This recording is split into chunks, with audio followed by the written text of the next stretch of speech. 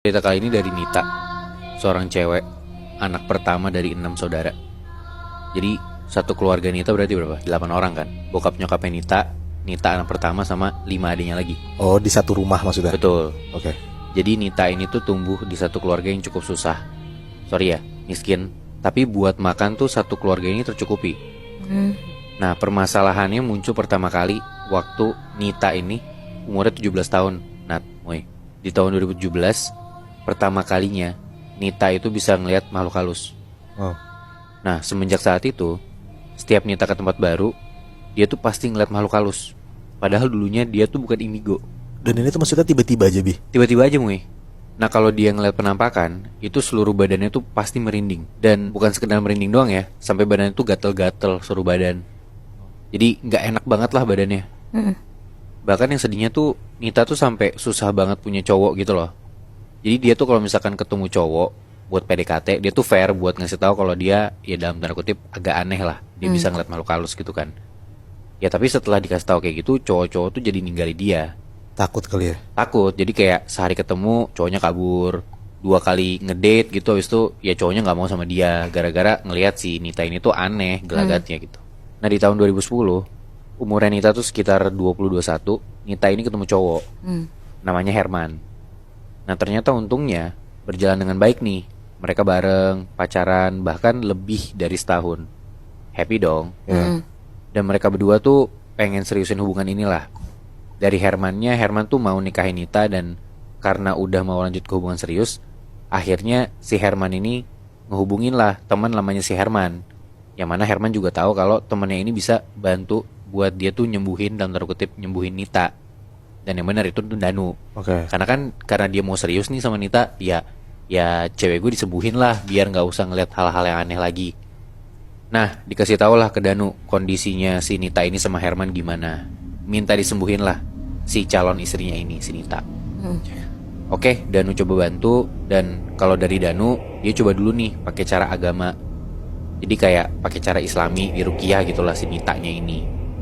Dan ternyata setelah coba diruqyah dengan bantuan dari Danu, makin parah si Nita ini. Nita tuh malah makin sering ngeliat hal-hal yang aneh gitu loh. Bahkan di rumahnya dia sendiri, dia tuh ngeliat banyak banget makhluk halus. Singkat cerita, gak berapa lama Nita ini nikah lah sama Herman. Sambil ya penyembuhannya juga tetap dijalanin gitu. Dan Nita ini akhirnya tinggal di sebuah kosan sama Herman. Dan masih satu daerah juga sama rumahnya Nita. By the way, di Jakarta? Ya, ini di daerah Jabodetabek lah, Moy. Oh. Tapi memang agak-agak daerah urban gitu loh. Bukan yang kayak ya bagus, tapi daerah yang agak ke pinggir dan mungkin agak-agak menengah ke bawah gitu lah ya daerahnya. Karena kan tadi gue bilang emang Nita tuh menengah ke bawah kan kelas sosialnya. Ya. Nah, proses penyembuhan tuh masih jalan. Karena udah pindah rumah pun Nita tuh tetap gak sembuh. Jadi kayak dia udah gak tinggal di rumah nih. Ya dia masih tetap bisa ngeliat hal-hal makhluk halus gitu. Jadi masih dicari tahu nih sebenarnya masalahnya di mana. Lanjut lagi proses penyembuhan dan Danu bilang, coba deh kita tarik lagi dari akarnya dulu nih, dari akar masalahnya. Semua tuh dimulai dari awal. Awalnya Nita tuh pertama kali bisa ngelihat sosok tuh dari mana dan kapan, kata Danu gitu. Ternyata Nita bilang waktu umur 17 tahun di rumahnya sendiri.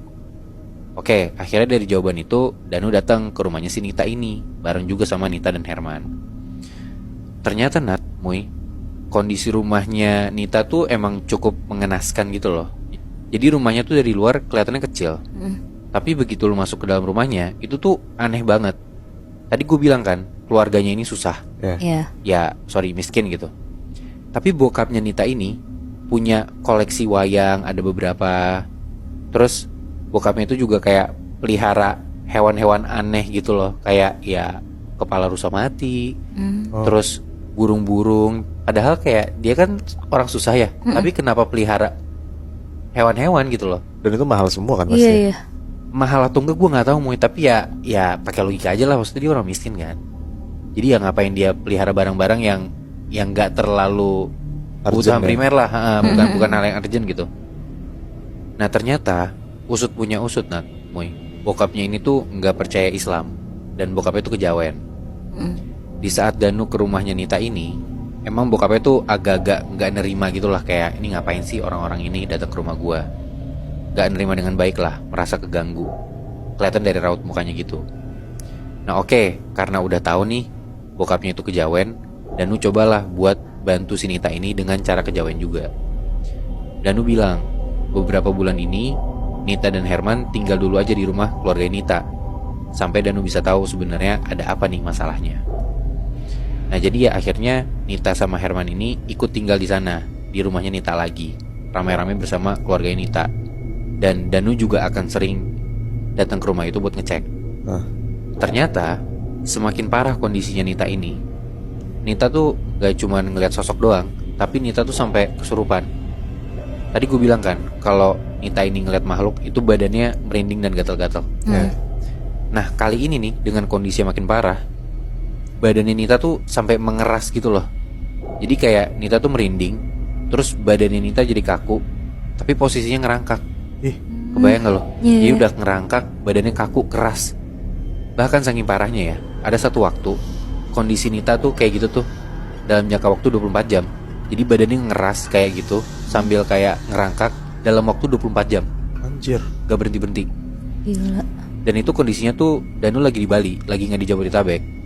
Dikasih tau lah sama Herman kayak gitu kan, maksudnya kondisinya si Nita lagi separah ini nih. Ditelepon ke Danu yang lagi di Bali. Nah Danu bilang, ya udah coba minta tolong kiai setempat aja dulu di sana. Dan ternyata nggak bisa juga, nggak mempan gitu ditolongin sama kiai ini.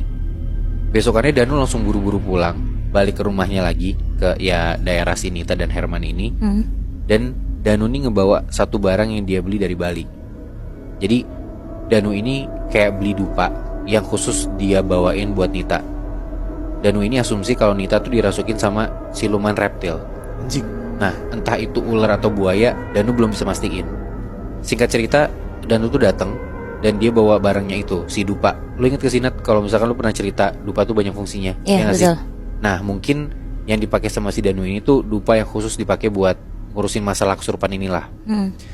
Danu datang ke rumahnya Nita ini bawa teman sebagai media. Jadi nantinya sosok yang ada di dalam badannya Nita yang bikin dia kesurupan ini bakal dipindahin ke badannya si temannya Danu yang emang udah biasa dijadiin media. Paham gak lo?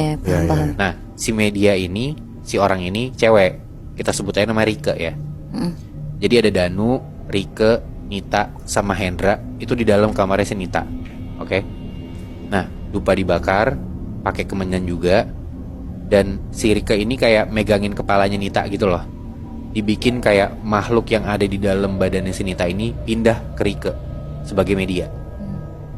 Udah tuh masuk ke dalam badannya Rike. Dan ternyata menurut keterangannya si Rike ini, yang mana itu kan si makhluk yang ngerasukin si Nita ya, si makhluk ini ngomong lewat badannya si Rike, permasalahan utamanya itu ada di bapaknya si Nita ternyata. Karena kata si makhluk yang ternyata siluman ular ini, bapaknya Rike itu ngelakuin semacam penggandaan makanan. Apa Maksudnya? Jadi kayak tadi kan gue bilang ya, keluarganya miskin banget, tapi makan tercukupi kan. Jadi kayak bokapnya tuh gak ngelakuin pesugihan, tapi ngelakuin penggandaan makanan. Jadi ketika bokapnya masak buat ngasih makan anak-anaknya, itu gak habis-habis makanannya. Jadi dia bisa masak dengan bahan yang sedikit gitu ya, tapi untuk menghidupi dan mencukupi kebutuhan makan anak-anaknya, dia menggandakan si makanan ini. Caranya? Ya dengan melakukan perjanjian sama si siluman ular ini. Oh. Jadi kayak dia gak ngelakuin pesugihan, tapi